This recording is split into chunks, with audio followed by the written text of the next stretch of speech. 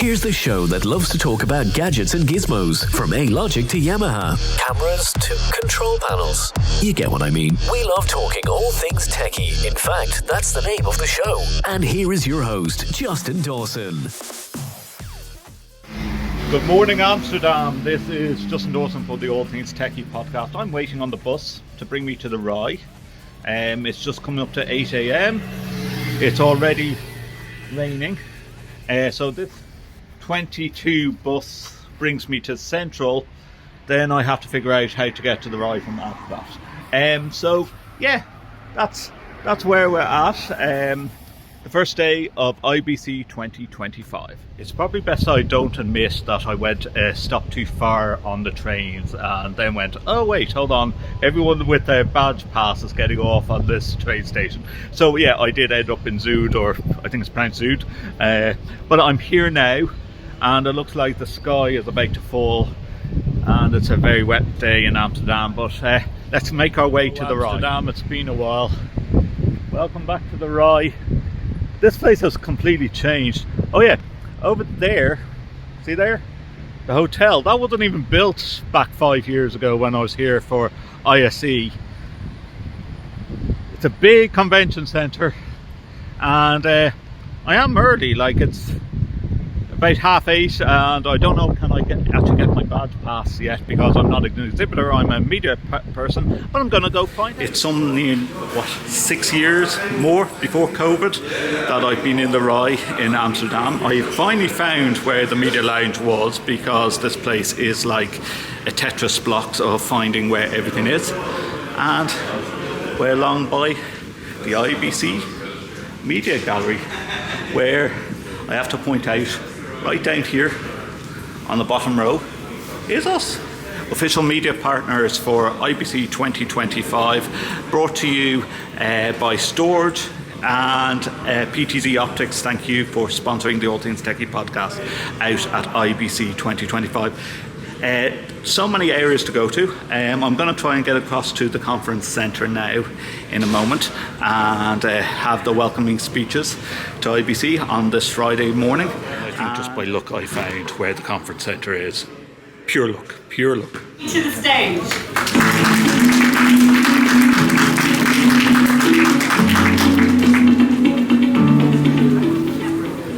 So much hard work is coming together today. Congratulations on putting on such a brilliant event. Tell us what's new this year. I think what's been really wonderful to see this year and has been delightful actually as we've been putting the programme together has been the breadth and the depth of the speakers that we've put together for 2025. So we've got a huge variety over the next few days from obviously the traditional industry broadcasters, but then some of the big disruptors coming in as well, making themselves heard, which has been really lovely to see, everything in between. So I'd encourage you all to obviously download the app, that's the best way to see it all, and check out the schedule and make sure that you come along to as many of the sessions as you can, because as I said, the speaker lineup this year has really been fantastic to see.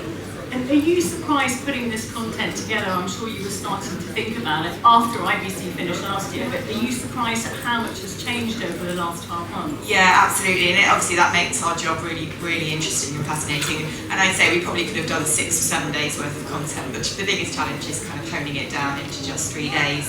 So it's been a real pleasure putting it together this year. Anything you're really looking forward to? Obviously, all the sessions are excellent, but anything that you really want to listen into today? Well, today we've got TikTok speaking later, which has been great to have them on board this year, so I'd definitely come along to that if you can. Tomorrow, to round out the day tomorrow, we've got an advertising panel, and we've kind of brought that in as a new topic this year, so that's been really nice to see. And then definitely on Sunday, we've got a really fascinating case study with the PGA Tour talking about their drone, which is apparently absolutely fascinating, so looking forward to that one.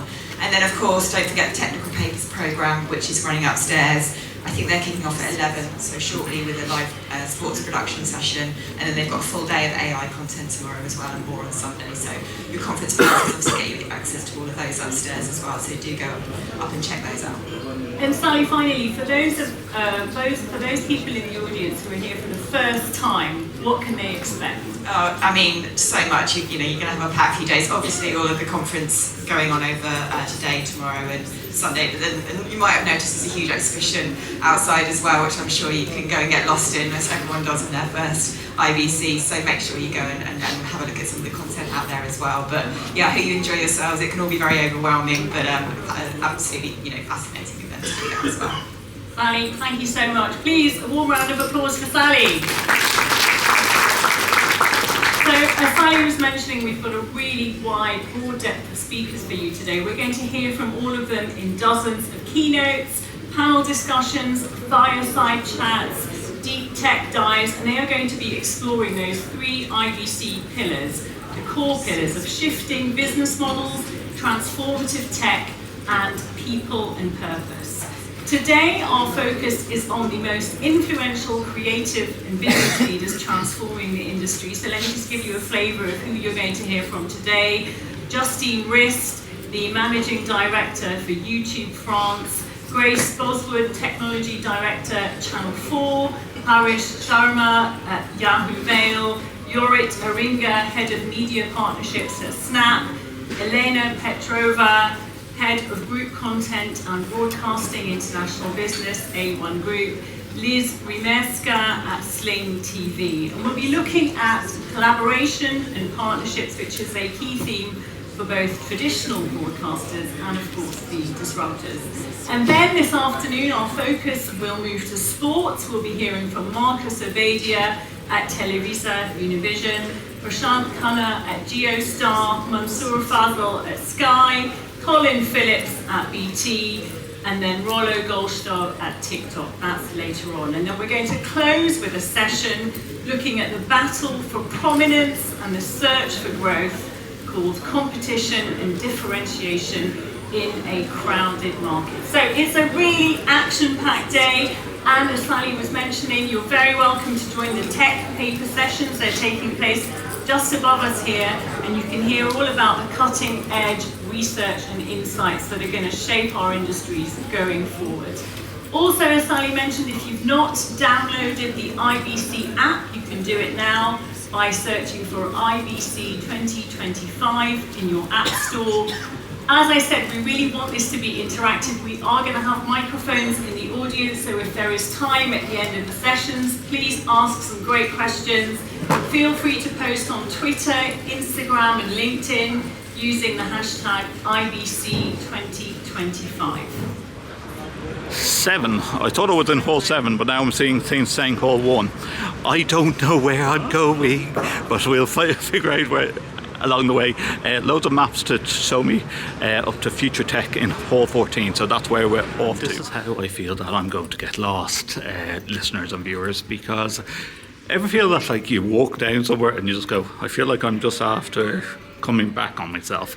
That is the feeling of when you walk around the Rye in Amsterdam, where I'm trying to find hall 14, and then I've seen things for the press lounge, which I had just been in. The old-fashioned joke of all these trade shows that I go to, it's like I'm just walking down aisles and aisles, and then I go back to an airport and I walk down aisles and aisles and more aisles, because if you can see outside, it's like there's just like lanes and aisles that's overcrossing bridges to bring you to different places, and I actually don't know where I'm going.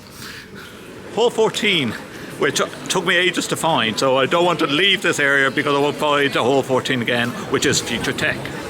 So brought to you by Storage and from PTZ Optics. Thank you for your support and sponsorship. And it's a bit dark in the hall. It's sort of like a canopy over. Getting a great talk with CaptionHub, who do captioning, live captioning, and I have never seen such live captioning so quickly, with all types of languages, that he just took a live stream of one of the stations and said, okay, put it into Irish. Oscailga Marché de Hulle. That's the Cúpla Focal Oscailga that I'm able to speak, and it was instantaneous. It was very impressive. So this is Hall 14 of the Future Tech. There's the Accelerator Zone. This is where we were doing a pre-podcast, and let's go have a look at this. And also, there's a big plane in this hall. Have a look at this. All else fails and I get lost in the rye and miss my flight going home, I can always take this plane and fly home maybe. Now, I did hear about this. This is the Google Cloud AI Penalty Challenge that is going on here behind me. You take a couple of penalty shots and it's going to measure your speed and a lot more. So around the side of this is a load of cameras. There's me nearly being hit with a ball, but I can't because there's a net there. You're supposed to shoot into the top left and top right hand corner of it, and there's cameras, as you can see, on mobile phones just literally positioned around. As they called out your name, it comes up onto a big monitor here saying, "Welcome Justin, take your shot when the whistle blows." Then afterwards you go over and you get your results out of 100 of how good you kicked the ball. I got something like 80%. And then it gives you an AI transcript of how you could hit the ball better to score the goal. And all done with the power of AI. And then they printed out this little player card, which is pretty cool as well. So that is the Google Cloud AI Challenge. It's at IBC. It's really cool. I really like this. Over in the corner here, on the opposite side, we have the 100-year history of television.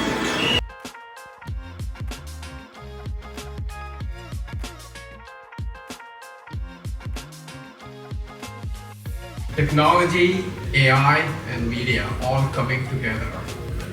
We have seen media over the last decades living the same still life on broadcast, one way to produce, one way to consume. And the media has evolved quite a bit. My presentation today will be focused mostly on AI and media. Before I get into that, I'd like to tell you a little bit about Warner Brothers Discovery. I am the CTO for Warner Brothers Discovery. So when I was thinking about the content for this presentation, I thought we hear a lot about AI in general across all industries. It is transforming the world in the ways that nobody ever envisioned. I thought I'll bring it home at IBC for media. Media and AI intersects in a very unique way.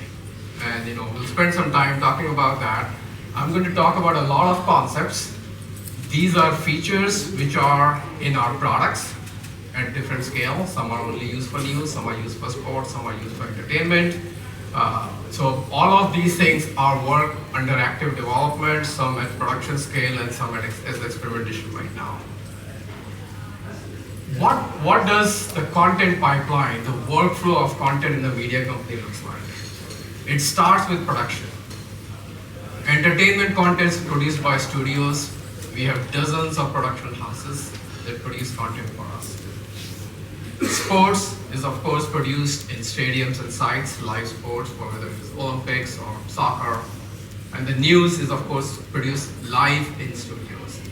All these things come together. We have dozens of production houses. At any given point, we have dozens of sporting events, multiple news channels going on. That all comes together.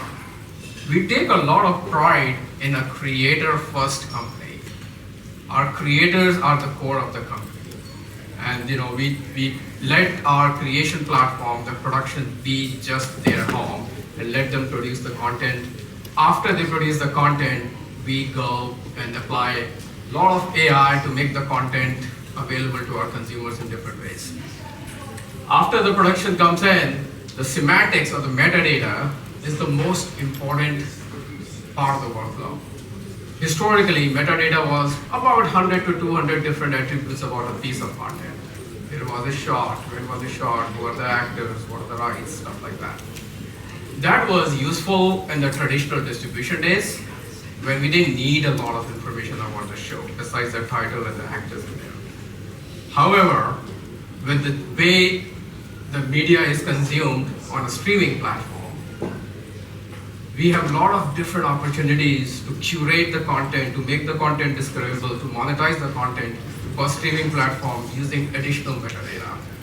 We'll dive deeper into that in the next few slides, but that's one of the most important part of the business that we have. After we have the metadata, we localize the content. Every piece of content is different in different market. The same movie or the same show, when it goes to Middle East, has a different cut, different languages, different subtitles, different ratings. So we have to go, and the bigger we get, the more localization we have to do. Titles, subtitles, scripts, captions, and of course dubs. After localization, the content becomes available on all the products, ready to be discovered by our consumers.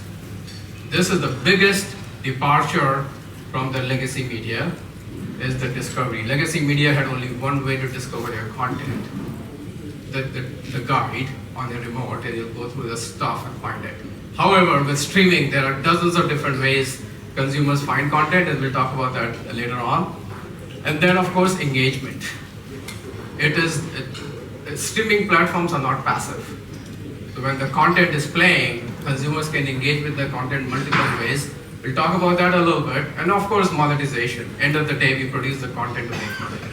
So how do we monetize the content without getting in the way of our consumer experience, and while maximizing the advertising and other monetizing aspects of it? The last time in 2018 was the last time I was in the RAI, and we're back for day 2 at IBC. How is it actually midday already? I've been in here since 8:30. The halls are actually filling up now again. There's so much tech to see, and I've been so busy doing recordings with the IBC team of me telling them about my first IBC and what I'm looking forward to seeing. Hall 8 has been a massive one that I want to see, all about broadcast and technology, especially for those in smaller broadcasts with the Elgatos and everything over there. And what I'm going to do is I'm going to find my way. I don't even know what hall I'm in hall 7 at the moment. The All Things TechIE Podcast is brought to you by PTZ Optics. As you can see, we just did a little booth tour with them, and you'll see that as a separate show at IBC. And then we also are sponsored by Storage, and we will be doing an interview with Storage tomorrow for all their cloud storage and editing on the cloud. So we're in hall 7, and let's see what we can find. Add some film and plug in effects and positions to it. And we turn it into this. This is all running real time in the timeline.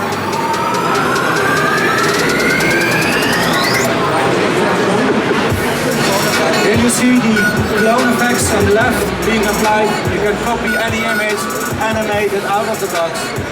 Just works.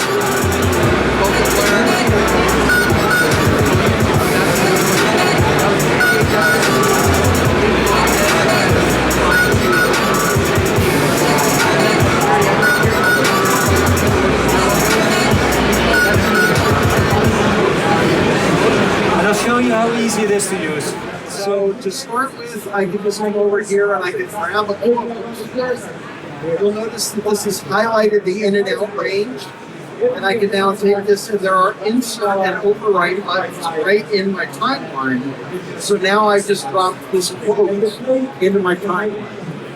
So if I'm going through an interview, this could be a 20-minute, 30-minute interview.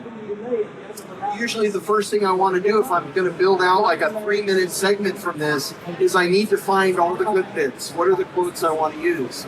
So using the transcript, I can just highlight these and insert them into the timeline. And as I'm doing this, I'm slowly taking and building out the quotes. So for me, I'm very much a Final Cut Pro guy that I've used Final Cut for years and years and years. I used Adobe Audition way back when it was Cool Edit Pro. I'm showing my age here. And then Adobe bought Cool Edit and started doing their audio editing. There is something really cool there with Adobe, which is the AI of being able to just see a transcript, see the words on the transcript, be able to select them, cut them out of a video, and it will seamlessly make it a video clip. And that's the way the technology is going for video editing. So a lot in Hall 7 has been about that video editing and software, and now we're going to go into Hall 6 and see what's in Hall 6. A lot of film reels going on in the background here.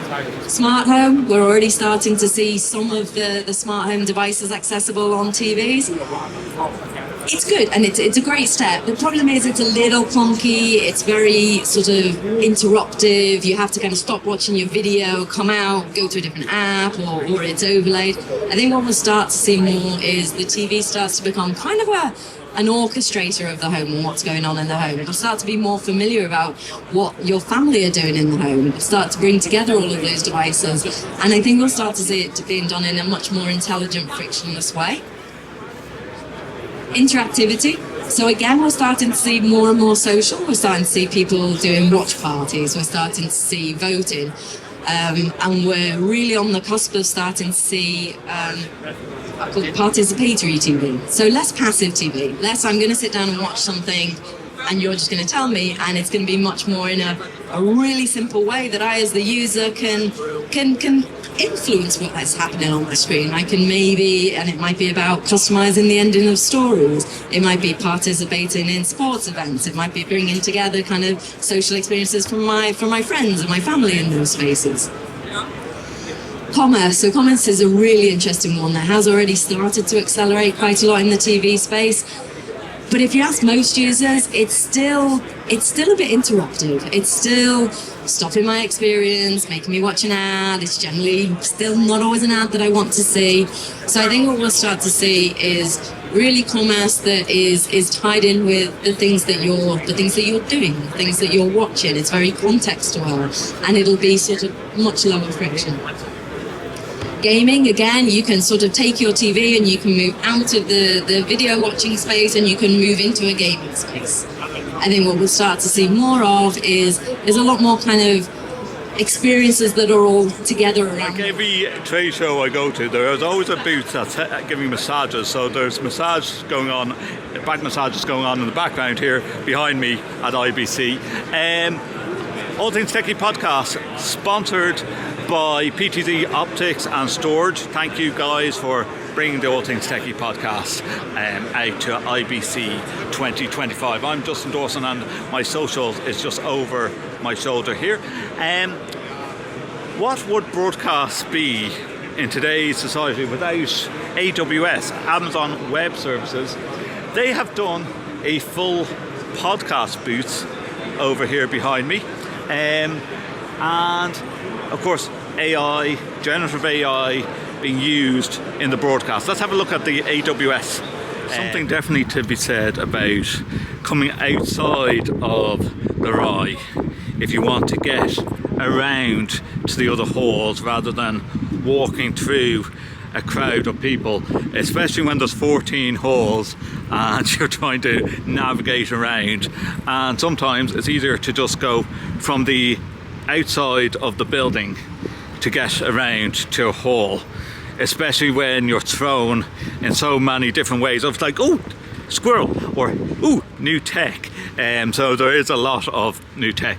I feel like I've taken little snippets of each hall now all morning on day 2 of IBC 2025, brought to you by PTZ Optics and Storage for the All Things TechIE Podcast.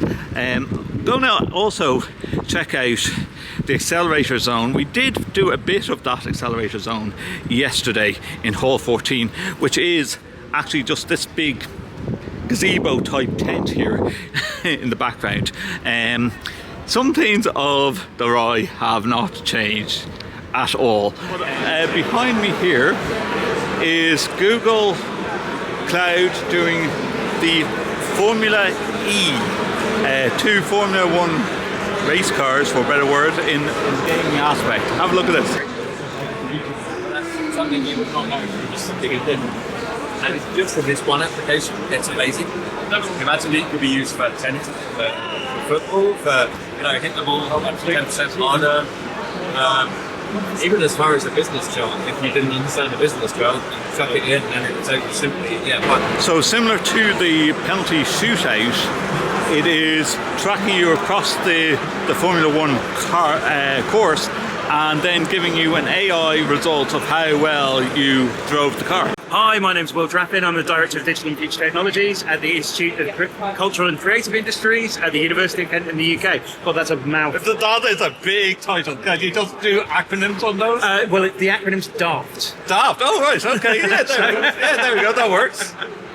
So, would you like to hear about the Incubator project this year? Yes. So this project is a little bit different from the rest of the projects that you'll see in the Accelerator Zone because it is an incubator rather than an accelerator project. Yes, so as Mookie was telling me in a pre-podcast, that you've been working on this for some time. Yeah, so this was an accelerator project last year, and we've got another fist at it this year just to really increase functionality, increase what we can do, and sort of make it look a lot more like a finished product app that someone could use. So this year we've really been focusing on the user experience for that and really kind of increasing the functionality. So at the core we have some footage which you'll see on the screen. That is from our lovely champion, the British Forces Broadcasting Service. So the game that you see on the screen here is the Nepal Cup, which is the Gurkhas down in Aldershot. The British Forces Broadcasting Service broadcast sports games for the British forces all around the world for family, for other service members, and they very kindly allowed us to use their rights for our project. At the core, we have a virtual camera system which is playing back, which is being addressed by the app. One part of that is going to ICO from Samsung Media. The other part is going into Chiron, which is providing our vision mixing and also our graphics. And then there is a metadata stream, which is going from ICO to Chiron, which is producing things like the scores you'll see. So when you enter the app, this is Erin Rose from our champion Verizon, who has lent her views to the service, and basically you go into the app. So for instance, you go to replays, you can go in. Let's just start there. So here you have an AI generated match analysis of the game. You have all of this graphics which can be generated by the metadata tagging from the AI in real time as it goes through. And what you have is generated through... Oh, so you have little tags that you can put on. Well, it puts the tags on for you. Oh, right. So okay. It knows when there's a chance, when there's a cross, when there's a save, when there's a penalty, a foul, a yellow card. What you can do is drag them into your clip library here. Those can just go through. I'm used to doing this on a PT. It's actually full there at the moment. But what you can do here, if you can see here, they're in your clip library. And you can generate drag and drop them in from your various bits that you want. Decide what you want to see. You can tell I'm an absolute Apple novice. There you go.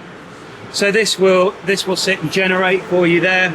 So for instance, if you could envisage this in a sidecar app at an in-game experience or watching at home, If you've got up to use the restroom or you've gone to make yourself a snack, you've heard the cheering from your living room, from your mates.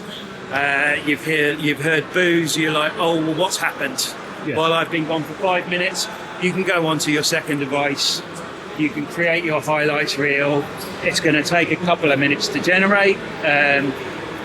Obviously, this is a short accelerator, but here we go. There's your personalised reel that's come through.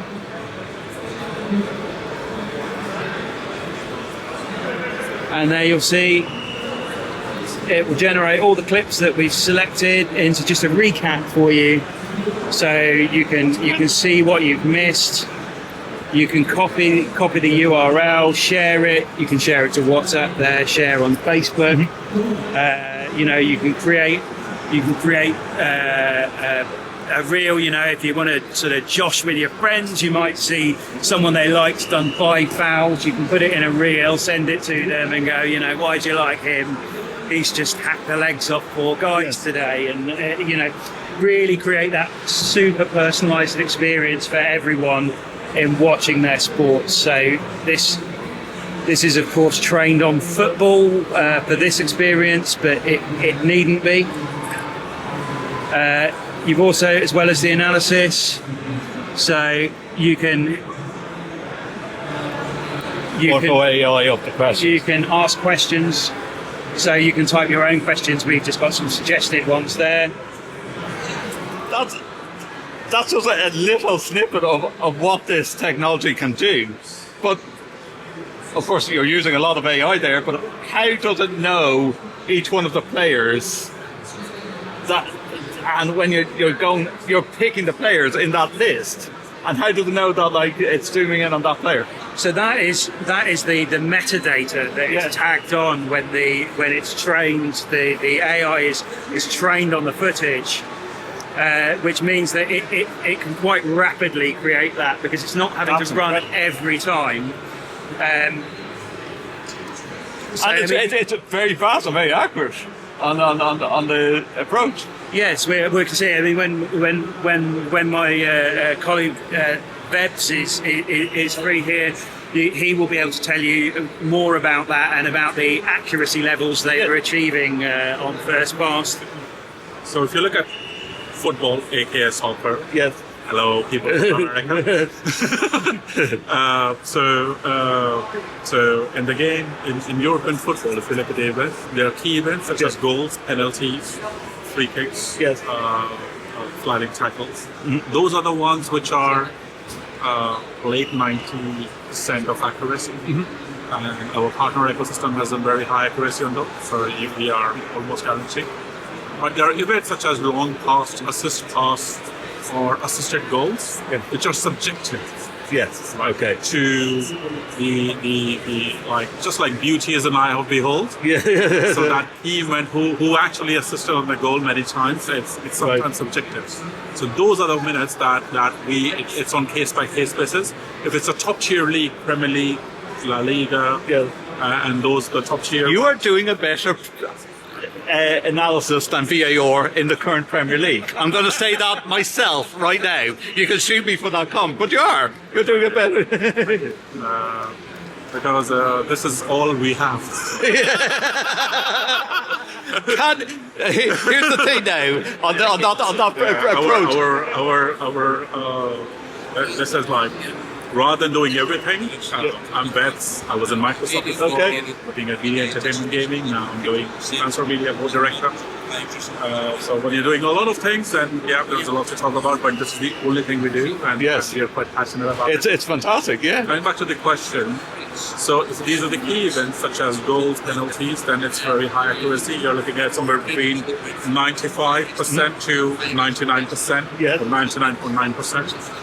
But if these are long assist, or if it's a through, or if it's a star dribble, or if it's a normal dribble, or did you bend it like Beckham really did, or did you bend it like Messi, then that's subject to opinions, and that's where we have contextualized it with geography and what kind of match it is. So for top players, Bundesliga, La Liga, Premier League, French Series A, all the famous series in Brazil and Argentina. Yeah, star players, you know it, you do it.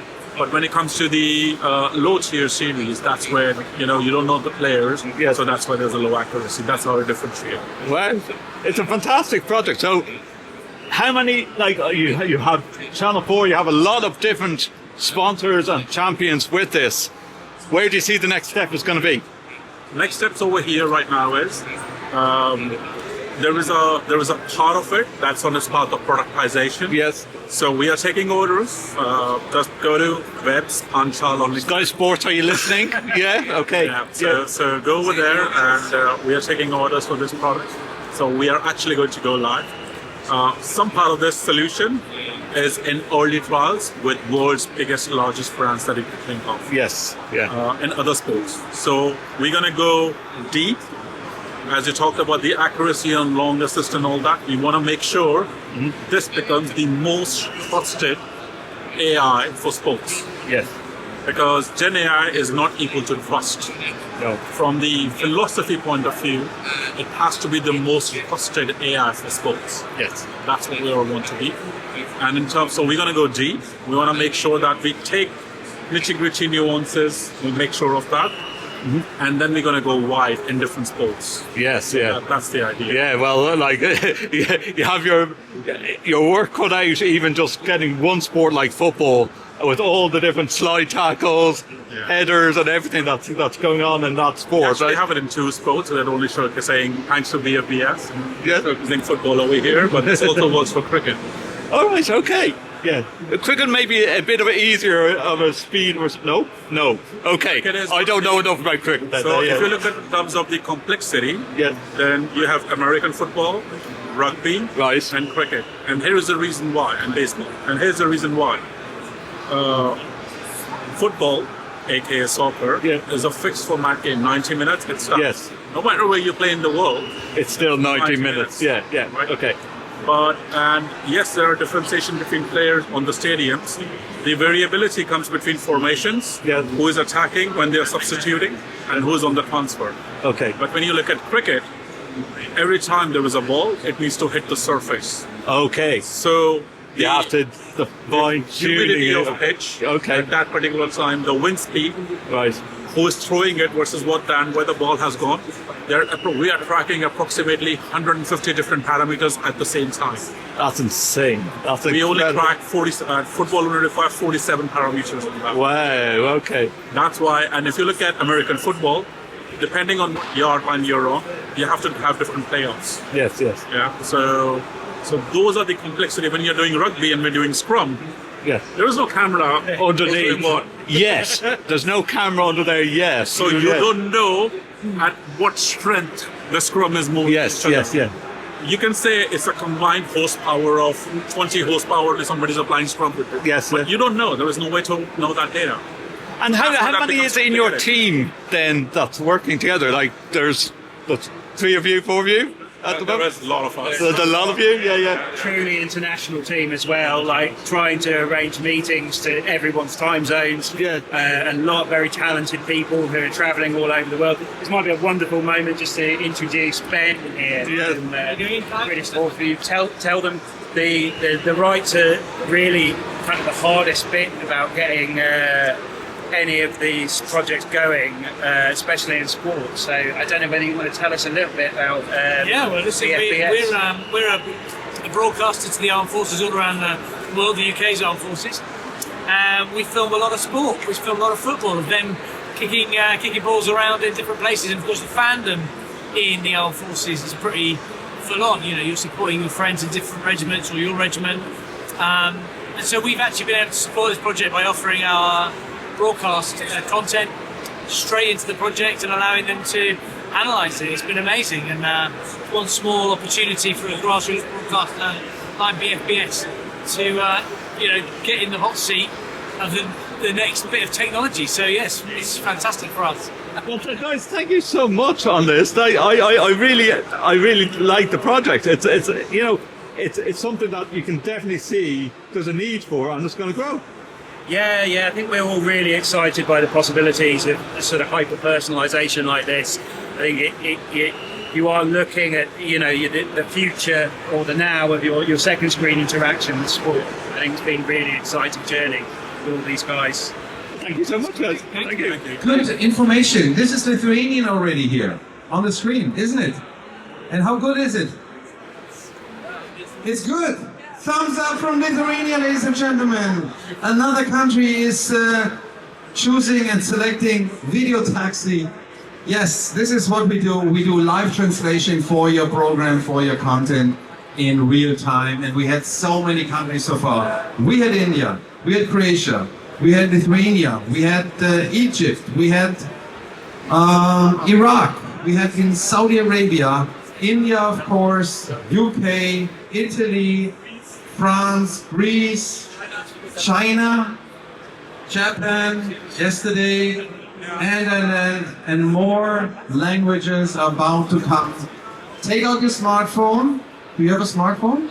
Yes? Scan the QR code. It's for free, by the way. Doesn't cost anything.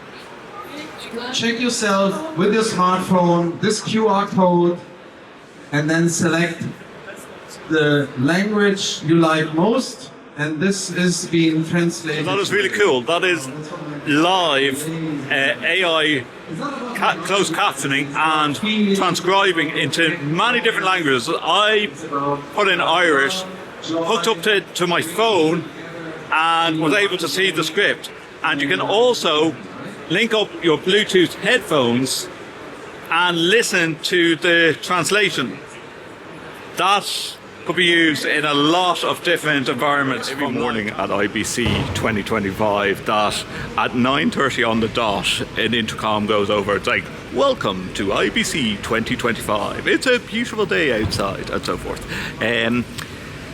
I'm outside Hall 8 now. For a content creator like myself, I think Hall 8 is really up my alley, because you have the digital mixing desks that I might use in my home studio. You have the small little components that make up podcasting and broadcasting. Now, when I say small, like, they're still professional grade equipment, but you have the mixing desk, you have the microphones, you have, even going further, the antennas into broadcast. But this is where I'm going to find my little toys to play with them. We're back at the fun foam microphones that I was on another video for IBC talking about them yesterday. Hall 8 is Shure, and they have done a press release for IBC 2025, and that is that they've come out with a new broadcasting mic. Now, when I heard the word broadcasting mic, I was thinking broadcasting studio mic, that I was like, ooh, I want one of them if there's one to be tested out. But this is actually for sports broadcasts predominantly, that they're going to be putting it around basketball pitches, football pitches. Case study done with the BBC with football pitches. And here it is, right here underneath my head, is a Shure microphone. It looks like a ceiling tile, but it's not a ceiling tile, because of all the cool algorithms that are going on. They even have branded Shure basketballs. Wouldn't fit in my suitcase, but let's have a look at this. And here's an interesting stat for broadcast that I didn't know until I was talking to the guys at Shure.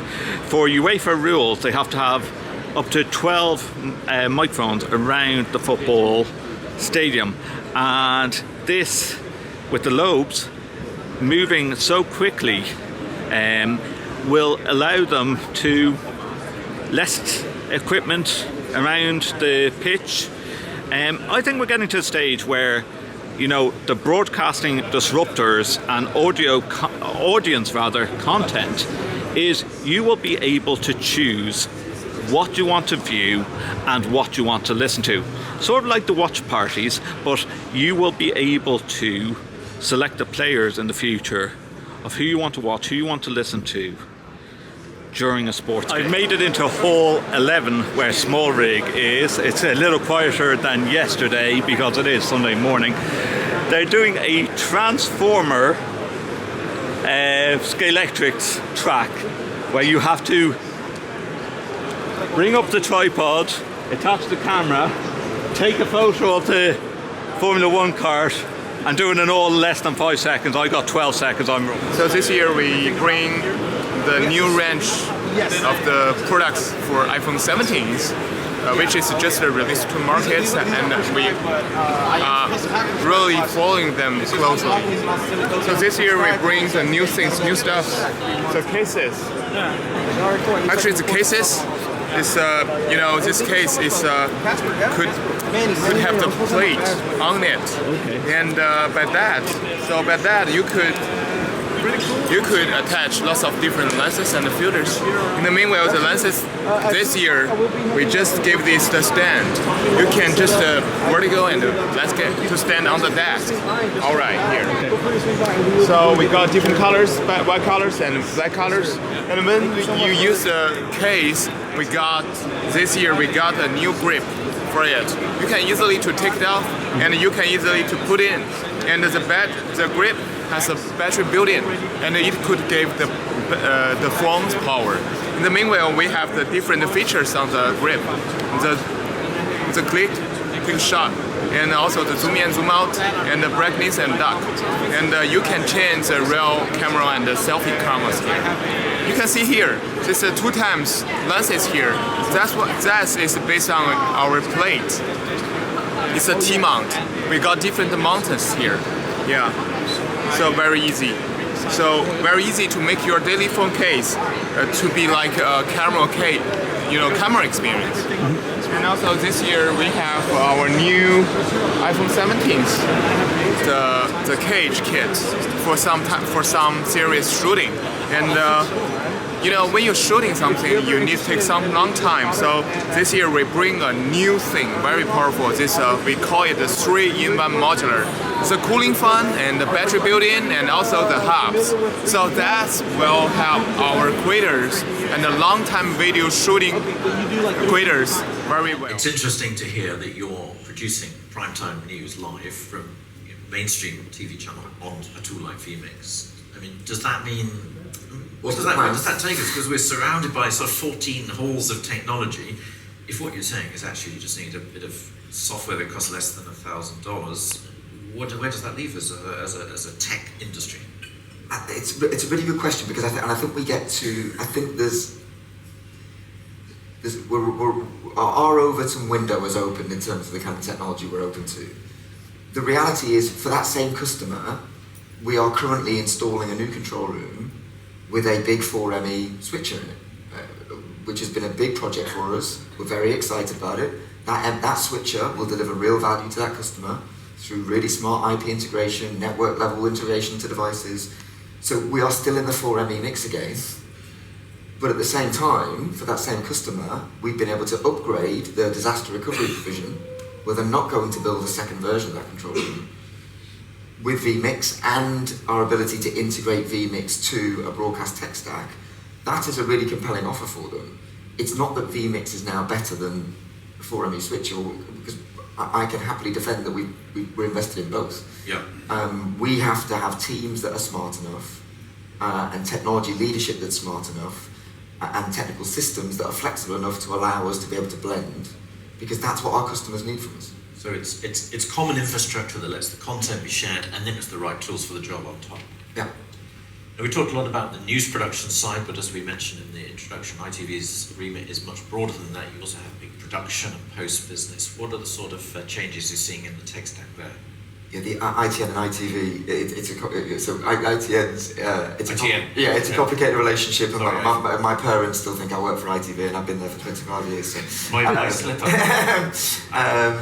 Yes, so we have common infrastructure layers. So let's say that's routing, MCR, core media and signal management. Then sitting on top of that, we've got our newsroom tech stack, or at least tech stacks. Then we've got our post-production division. So we're a content powerhouse far beyond news. We tend to specialise in factual-based programming, but we do a lot of long-form. So our TV production arm has a full post-production facility that can deliver to streamers and HDR and all the rest. So we have a post facility, and then we have our archive. And our archive is one of our crown jewels, being 70 years old. And we have great partnerships. What we're looking at very actively right now is what the future value of that archive is. I think there's signs that the traditional marketplace for that archive is being disrupted.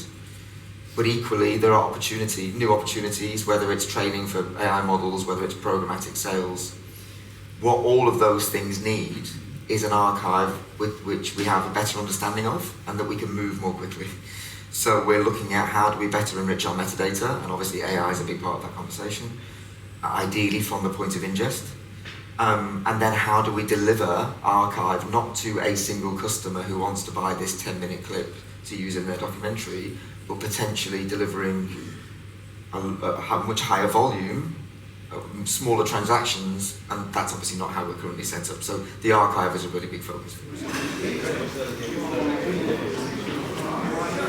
Project, and we tested all the kind of the LED, we tested the graphics, because obviously once we got to Berlin, we only had 5 days from the creation of the actual studio. We only had 5 days to kind of get everything in technology-wise and get everything working, which is actually quite, it's quite an achievement actually. But that is the timescales you tend to have on big events, with whether it's World Cups, whether it's Olympics. So we did all that. We did a stand-up test, which obviously went very well. And then what we did was when we got to Berlin, we obviously set everything up. We thought we had everything nailed in Berlin. The one thing that we didn't really kind of flag, and you always miss something, is that we didn't realise how hot Berlin was going to be.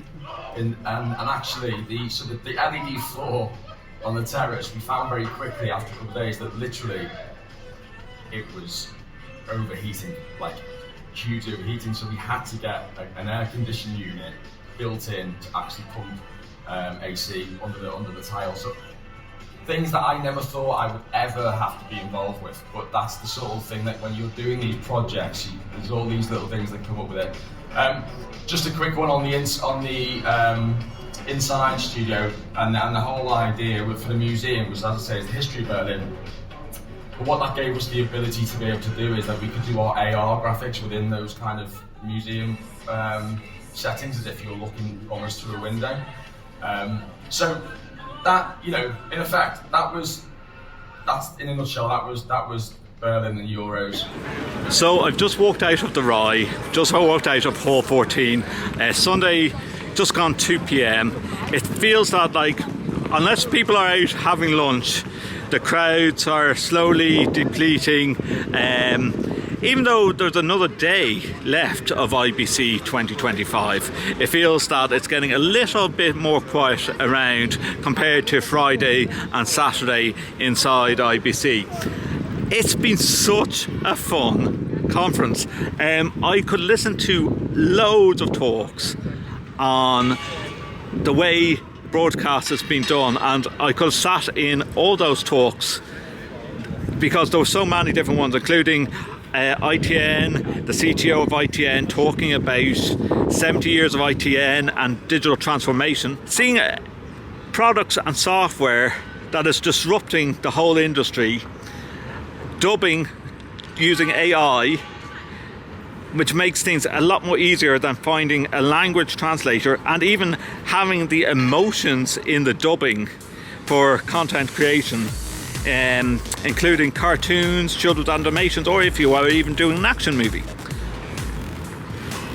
There's so much things I'm going to follow up on after IBC. Thank you so much to all the team for bringing me out to IBC in Amsterdam. My first time back in Amsterdam since 2018. Thanks to Storage and thanks to PTZ Optics for sponsoring me and the All Things TechIE Podcast out at the RAI and at IBC 2025. Don't forget, you can find out more about IBC and all my podcasts at www.allthingstech.ie.